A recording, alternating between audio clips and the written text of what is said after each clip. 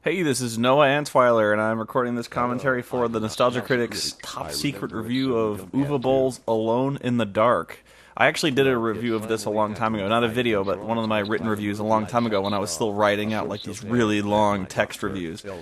But we were flown in, Linkara and I were flown in early August, about the same time the Chicago Comic Convention was going on, for kind of the dual purpose of recording this, a brief crossover between me and Linkara and the comic convention. Probably the first thing that needs to be addressed is the fact that Doug says virtually nothing during this entire video. I think the only thing he says is when the bum appears on screen and goes, "Change!" and even that was 80 yard in later. The reason for this is because this trip was a little jinxed. I don't have any complaints against anybody there, and it was way beyond anyone's control. But basically, the day before we arrived, Doug came down with some kind of, like a throat infection, or just some kind of illness, and he had nothing. I mean, no voice at all. He could kind of wheeze out, like, two-word phrases and things like that, but he was not capable of continuing on. I think he only got any kind of semblance of a voice back the very last day before we left. So we were in kind of a spot here. He basically had nothing to contribute when it came to, like, even, like, watching the movie and making comments, because he was just kind of wheezing, so me and Linkara were kind of like doing a little Mystery Science Theater thing while we were watching the movie, and Doug was very quietly just writing away very diligently. And by the way, Doug can write amazingly quickly. Like, he turned this entire script around in about a day, and he probably worked all night on it, but he turns things around way faster than I do. And the reason we're not in the what I call the nostalgia cave, because of the nostalgia signal, is because there was another little complication. There was some construction going on in the street outside of Doug's place, and the noise was so pervasive, it was like bulldozers and stuff. We had to film in the basement, so that's why we're there. The bit where I'm typing in the critic's computer going, "I like to wear women's clothing," that was my idea because, like, the script was just written the way it was, and so, like, between takes we would just kind of ad-lib and do little silly things, and so at one point I just started typing in his computer and going like, I think what I was meant to say, or like the joke I was writing was, I was just typing the word balls over and over again on his computer going, balls, balls, balls, and then he'd slap my hand away. He changed it later to, "I like to wear women's clothing." Yeah, you make the call, I don't know which one's better. Anyway, when I said Doug had not much to contribute, I just meant like, during the movie, he wrote basically the entire script, and I actually felt a little useless during that period when, you know, I kind of did a little Mr. Science Theater thing. He's like, "Okay," or he was like, "Okay, why don't you guys go back to the hotel and I'll get this to you tomorrow." And I was like, "Really? You don't want me to do anything else?" It was like, he's like, "No, I'll do it. I'll write the whole thing. It's cool." And so he produced this entire script, and later on we kind of had a read through where we'd make little changes and add our own input. But it was pretty amazing where he kind of got our voices down perfectly, like our little gimmicks and bits. And I think I complained earlier that, you know, maybe the bigs like the Nerd and the Critic hadn't really seen our videos. Well, he rectified that. He treated us really well, and he knew what our various little strengths and inside jokes were, and he threw a lot of them in there. And so, you know, together I think we turned around a pretty good script, especially considering the huge limitation of Doug not being able to speak. So he wrote in the Microsoft Sam voice to speak all the time, and I agree, it is a little distracting, but what else are you going to do? I mean, it was just us two. He could not speak at all. It's worth mentioning the opening text crawl, we were not exaggerating. In fact, we probably edited it down to where it wasn't that painful, but that, I think the text crawl at the beginning of that film is literally about 75 seconds long, which is incredibly abusive. I mean, it's sickening. It's basically like 2,000 words of text that are being read to you as this text scrolls up, so it's amazing. But yeah, working with Doug and Lewis was a lot of fun. I mean, I really don't have any complaints. Sometimes you think there might be egos involved, especially when you're dealing with with filmmakers with such a lot of control over the process, you know, from, you know, like writing, directing, acting, all that from beginning to end. Like, I do virtually everything, and so you'd think maybe, or like, you know, Linkara does virtually everything on his review, so sometimes you might think when somebody comes in and starts telling you what to do or how to perform or you know, just giving direction, you think you might get a little offended or something like that. Not at all. I mean, because seriously, this is a Nostalgia Critic review, so when he writes it, he's producing it, and he flew us down there. It's perfectly fine. I mean, it's his way. So, if I figured if Critic and Linkara came to my place, they would listen to me. And so, and besides that, we're really just all sitting around making fun of a bad movie. There's not really much room for ego here. We're just sitting around having a good time. So it was a lot of fun, even though that there was an illness that we were all afraid of catching. We were a little concerned there was a plague going around, so we kind of stayed away from Doug. I think when it came down to selecting which movie we were going to do, we hadn't actually decided until the day we started writing which one we were going to do, so I actually brought every Uwe Boll movie I owned. I mean, every one. And so I think it was kind of up to me, basically. Doug really wanted to do, the most well-known video, which is probably this one. It was either this or Blood Rain. And Blood Rain had the strength of it being also done in comic book form. So I thought that might be kind of a perfect circle where, Critic had the movie part of it, I had the game part of it, and Linkara had the comic book part of it. But I only had one comic, and I lost it. I actually have no idea where it went. I think it might be on the DVD, actually, as a scanned copy. You know what? That's probably it. But at the same time, that would have been kind of an unfocused review. We could not possibly do the game, comic, and movie at the same time. I think Alone in the Dark... Oh, I love that... Guile does not actually make a sound when he does that kick, but I thought the sonic boom made sense at the time. That was one of the stranger moments of the movie. This scene in particular rips off, if you've ever seen Dragon the Bruce Lee Story, or Bruce Lee's movie The Big Boss, there's a significant fight scene that takes place in an ice cutting factory, or whatever you call a place that cuts ice like that. And this scene is pretty shameless when it comes to that. So wait a minute.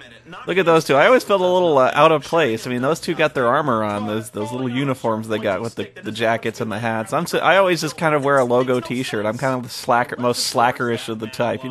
Linkara and Critic, they got the class work in there, neckties, jackets. It's pretty awesome. I might need to class up to get some kind of uniform, but I don't know. Maybe my uniform is the lack of uniform. This is probably the most notorious performance in the movie, is Tara Reid's super intelligent glasses, and this is also my favorite gag in the show, where I'm kind of like, oh please, how pretentious can you get just wearing glasses and thinking that makes you any more authoritative or intelligent? And then those two both look at me, and that scene actually goes on a lot longer because they just kind of turn and look at me, and I start backpedaling oh geez, I think you guys look great, you're very intelligent, I should get glasses. And then I was like, it makes you look sexy too, damn good. Hell, I'd do both of you, right now.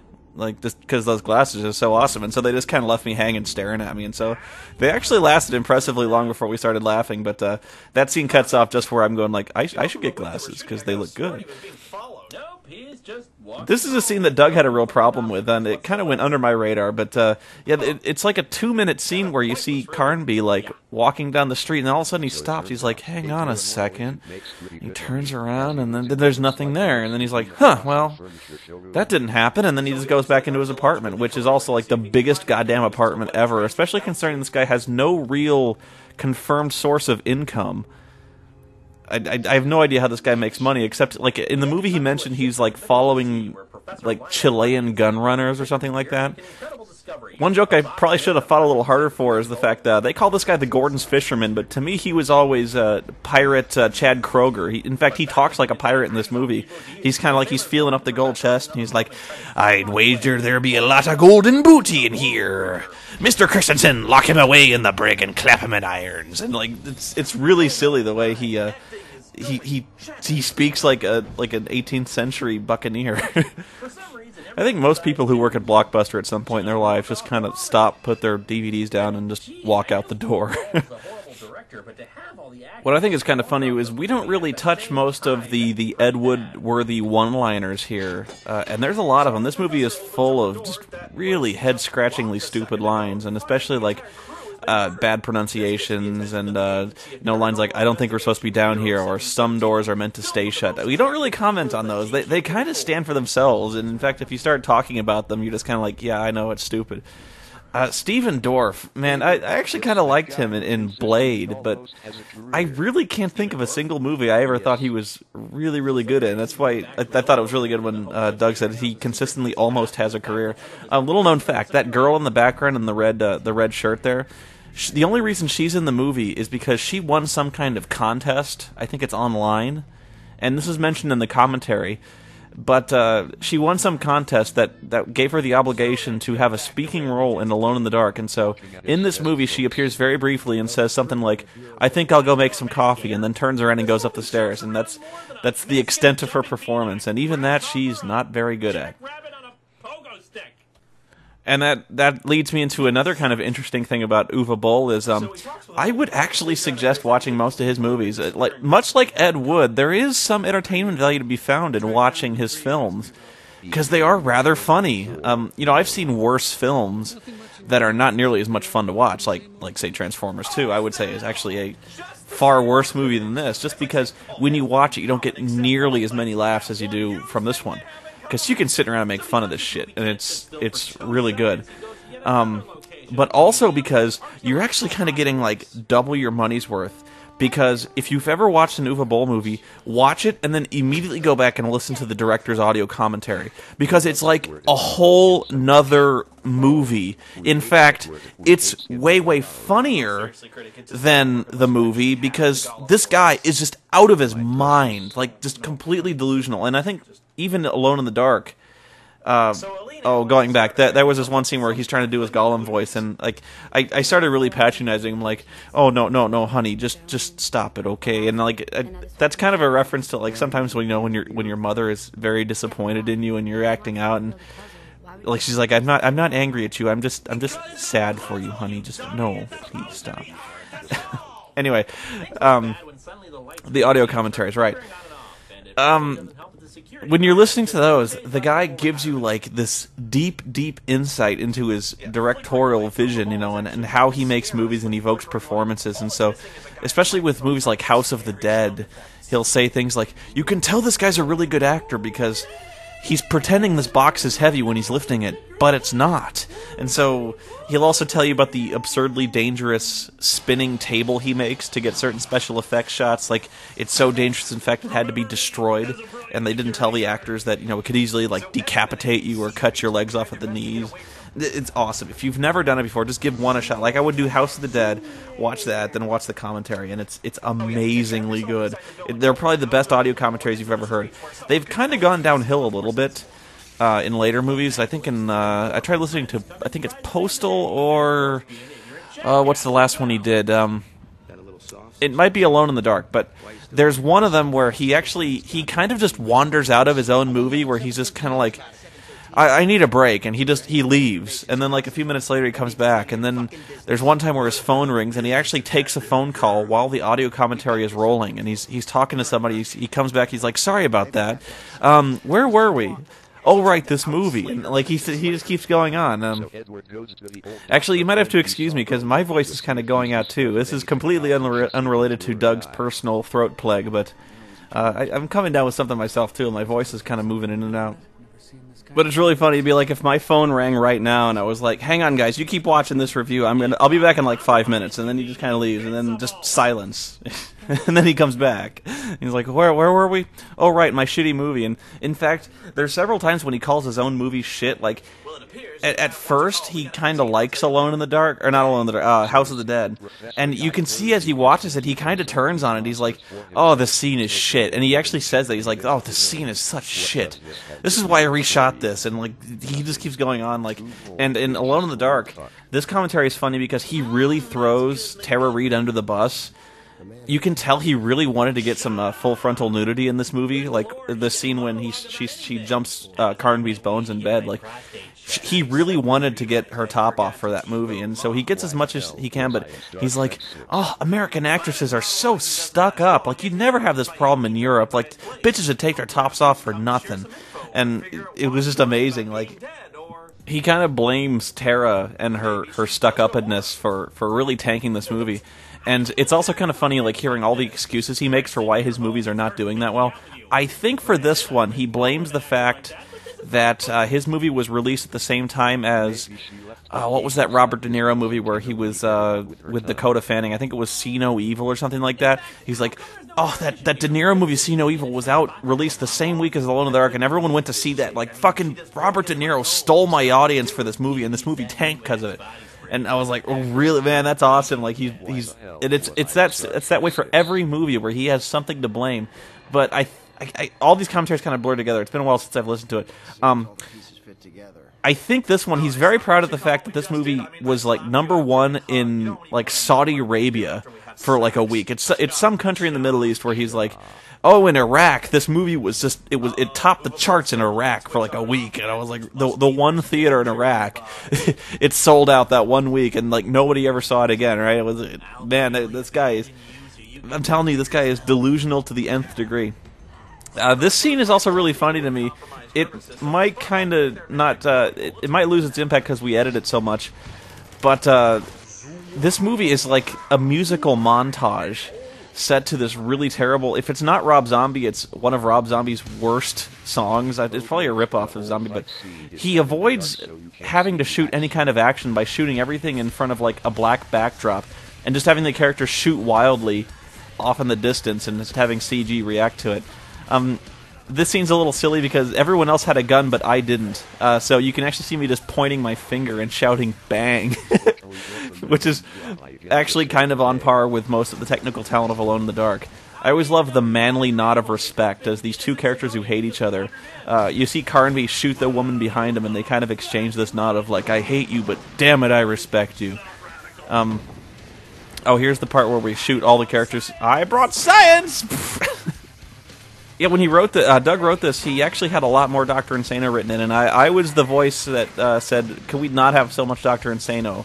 And he was a little confused because I think last time I was pushing for more Insano, and this time I was like, less, much less. People are getting tired of it. Like, he should just be kind of a cameo. And so he was like, all right, not so.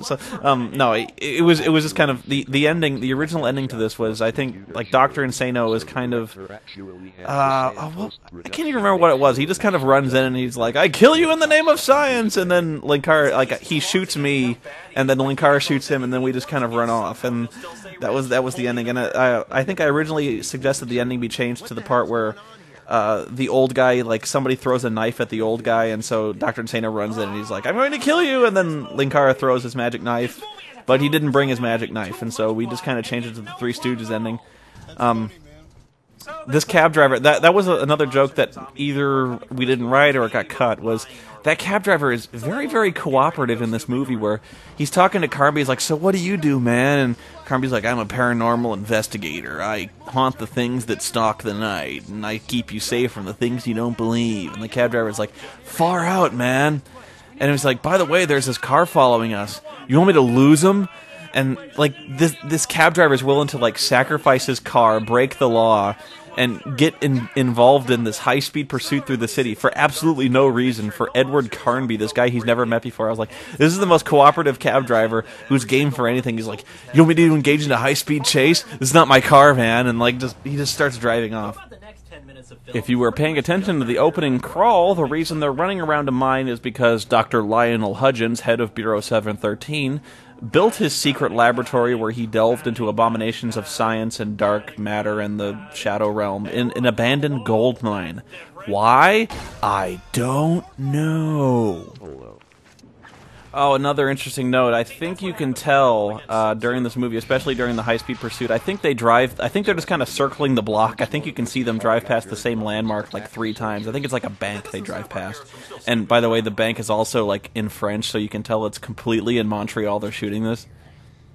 Anyway, I think the main reason we cut Dr. Insano was because I didn't have a ray gun. I actually do have like light guns and kind of death rays that I have used as props, but I could not bring them on the airplane, and even if I wanted to check them, I would have to bring like a 3rd bag, because I had so much. We were there for like 5 days, and so I had a lot of clothes, and I had to bring the costumes, a couple costumes, and there's just no way I could bring a gun. So I was gonna like run in with absolutely nothing, and so we just had nothing in the way of even faking a ray gun. The critic had his gun, Linkara had his, but I had nothing. So I was like, it doesn't really make sense, and besides that, it kind of seems even more self-indulgent than I'm willing to get. And so, this bit was really good where we're talking about if you're already dead. If you actually start to listen to everyone start to just try to pick out each individual voice and listen to that, where Linkar's talking about his thing, I'm talking about, well, what if you're half dead, or what if you're a zombie, but what if you're not really dead, you're a rage zombie, or wait, what if you're dead but you've been launched onto the Genesis planet and you get launched into this building where you're kind of in this state of evolutionary it was just really weird. Here's if you actually start thinking about this, it's very easy to turn your mind off for this movie and just stop thinking about it. But really, this movie makes no sense, especially when you start thinking about the nature of the Abkhani, the ancient civilization that for some reason opened a portal to this hell realm, but it's apparently not really like a hellish realm. It's just a big cave where the aliens from Pitch Black live. That's also my favorite scene in the movie, where like Steven Dorff just flips a table. Like, I keep wanting to do this thing where I just have a table sitting nearby and I'll just flip it, going for fucking nothing, and just start freaking out. But I need to work that in some reviews where I flip a table and just start screaming like Steven Dorff. Anyway, the Abkhani must be like the most pervasive, widespread civilization of natives on the planet, because they spread this. They spread the keys to this puzzle all over the world, and I don't just mean all over America. I mean like South America, Newfoundland, Europe, Africa, and they actually show a map of where all these little pieces are. I was like, wow, these Indians, or not Indians, like the Abkhani, they must have just migrated everywhere. Like, they perfected like circumnavigating the globe before hundreds and thousands of years before, because they have this Abkhani technology. Oh wait, they're not technological, they're just giant aliens. I don't know. It just so makes no sense. Like, why do they open this portal? What else about it? Like, what about them makes them so worthy of study when they appear to be nothing more than just some bloodthirsty demons? That, like, they don't seem to have any technology. Certainly nothing that would require you to have some kind of top secret laboratory.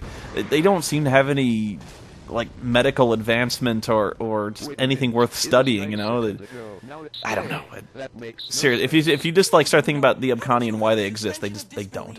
This is also something really funny. I would actually be stunned to know if that hatch even exists in the earlier scene. They see them out in front of the orphanage, because it serves no purpose. Like, okay, they get back to the orphanage, and so what? Like, they could have had the hatch lead anywhere, but they chose to put it back in front of the orphanage, but they do nothing with it.